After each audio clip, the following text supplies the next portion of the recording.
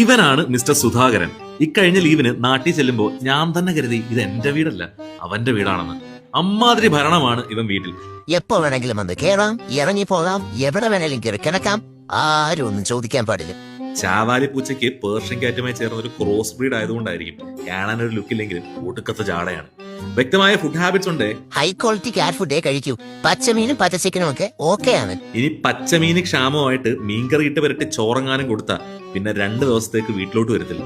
പിന്നെ ആളി ഏരിയയിലെ ചെറിയൊരു ഗുണ്ട കൂടിയാണ്. പൂച്ചകളുടെ മാത്രമല്ല ചെറിയ പട്ടികളുടെ പോലും പേടി സ്വപ്നമാണ് ഇവൻ. വഴിതെറ്റി അവന്റെ ടെറിട്ടറിയിൽ വന്നു കയറി അപ്പുറത്തെ വീട്ടിലെ പുഷ്കരം പട്ടിയെ ചാടി ചെബിക്കലിനിട്ടൊരു അടിയും കൊടുത്താണ് ഇവൻ പറഞ്ഞു വിട്ടത്. അങ്ങനെ ഇരിക്കൊരു ദിവസം ഞങ്ങൾ ആ സത്യം മനസ്സിലാക്കി ഗൈസ്. ഇവൾ ഗർഭിണിയാണ്. അതെ, ഒരു ആൺപൂച്ചയുടെ ശൗര്യം കാണിച്ച് ഇവൻ എല്ലാവരെയും കബളിപ്പിക്കുകയായിരുന്നു. He mock the entire jurisdiction. അന്ന് മുതൽ സുധാകരൻ വെറും സുധിയായി മാറി. ഗർഭത്തിന് ഉത്തരവാദിയായി മിസ്റ്റർ